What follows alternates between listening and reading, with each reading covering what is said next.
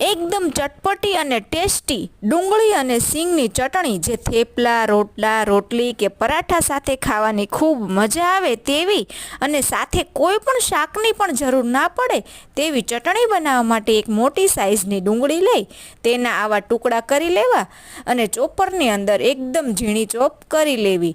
તમે હાથની મદદથી પણ ઝીણી સમારી શકો છો। હવે એક ખાયણીમાં અડધો કપ જેટલા શિંગદાણાને અધકચરા વાટી લેવા।